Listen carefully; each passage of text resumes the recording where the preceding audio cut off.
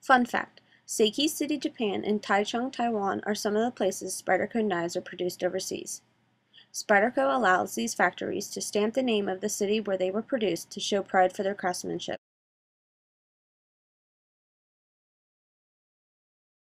Alright everyone, have another knife review for you. In today's video, we're going to be taking a look at the Spyderco Sage 2. Now this knife has been part of my collection and been used in an EDC roll for the past couple months.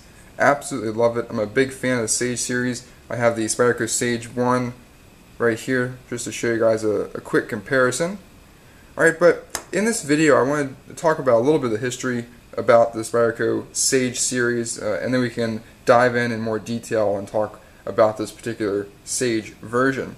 So first off, Spyderco a couple of years back wanted to start and make a line of knives that kind of commemorated or showcased some of the designs that are famous in the knife community, some of the makers, and some of the just the cool features that knives have that most people don't really consider or think of on a regular basis. So to start that off, Spyderco with the Sage 1 showcased the Michael Walker liner lock, right, and also his ball bearing detent. So Michael Walker was instrumental in creating and designing the liner lock mechanism that most of us are familiar with in today's locking folders. Probably the most common locking mechanism that you see on a daily basis. So basically you have two handle slabs, and sandwiched between them are a set of liners. And one side of that liner system is actually the locking bar itself. So as you open the knife, that liner moves into place and holds the blade in the open position. Alright, that was a Michael Walker design, as well as the ball bearing detent, which holds the blade recessed in the handle. Right, the ball bearing detent kind of has a little bit of tension on it, so it makes it so the knife doesn't just open up on you. Alright, so that was the idea behind the Spyderco Sage 1. The Spyderco Sage 2 came along and showcased Chris Reeve's integral lock. Basically, it's a frame lock, if anybody's familiar with that. So we have the titanium handle scales. Right, on one side, you just have the handle scale. On the other side, you have the integral lock, or the frame lock. Right, and so as you open the knife, this portion of the handle actually collapses in just like the liner would and locks the blade in the open position. But instead of having handle scales, the scales itself is the locking mechanism, if that makes any sense. Alright, so that's just a brief history on the Spyderco Sage series. There also is the Spyderco Sage 3, which showcases Blackie Collins' bolt action lock, which is pretty cool, and I definitely look forward to all the different Sage versions that come out in the future.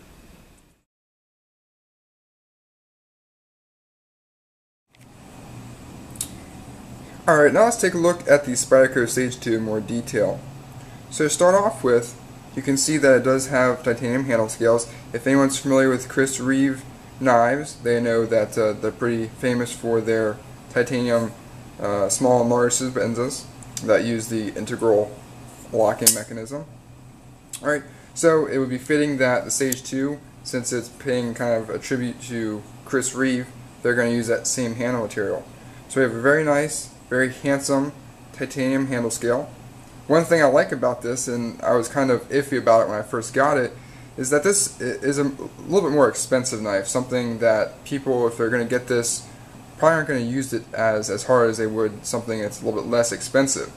Especially with materials, this is right now the most expensive Sage in the series. And that just goes to show with the materials that are being used. Alright, but after some use, it does show some pocket wear.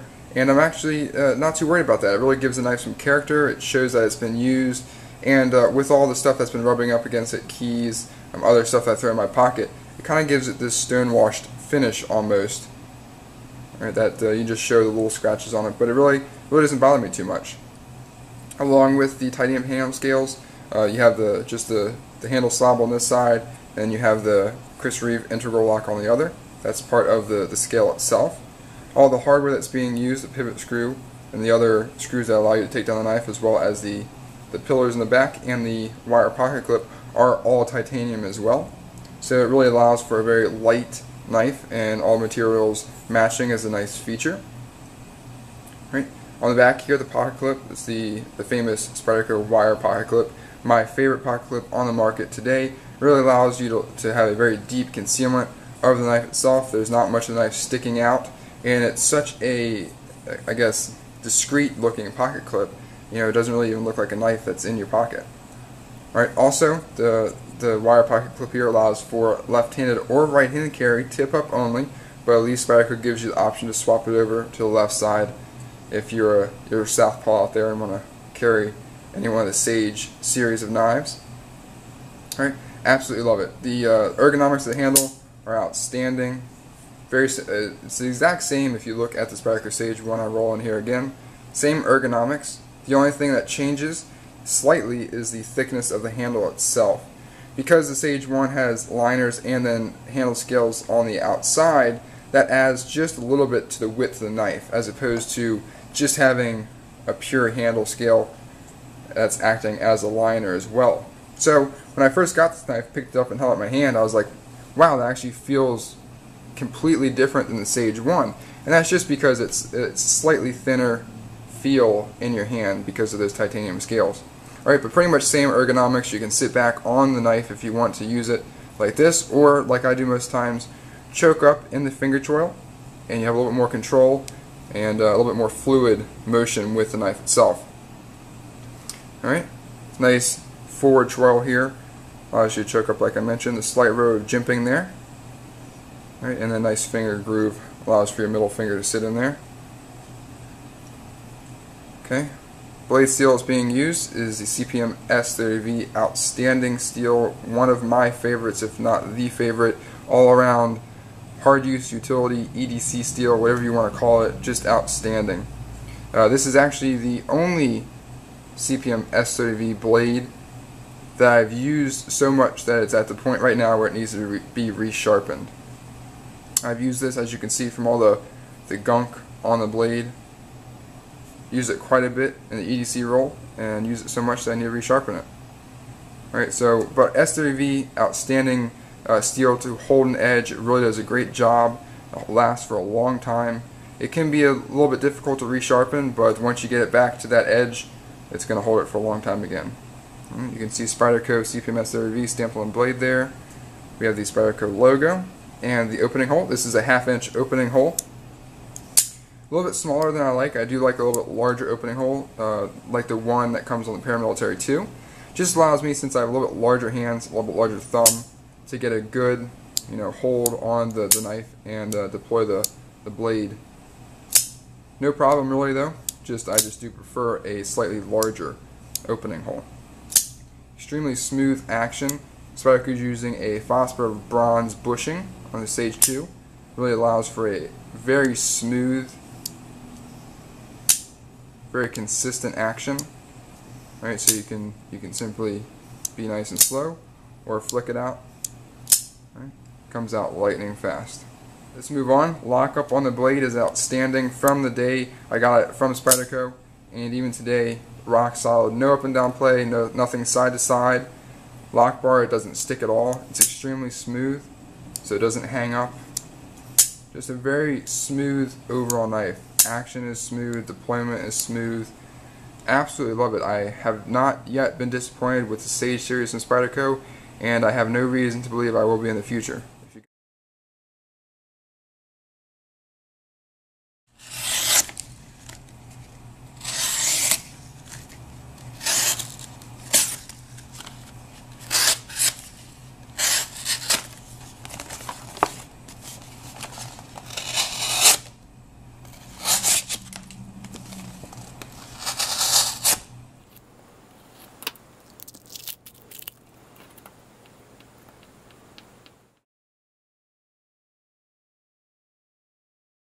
Here we have the Benchmade 707 sequel,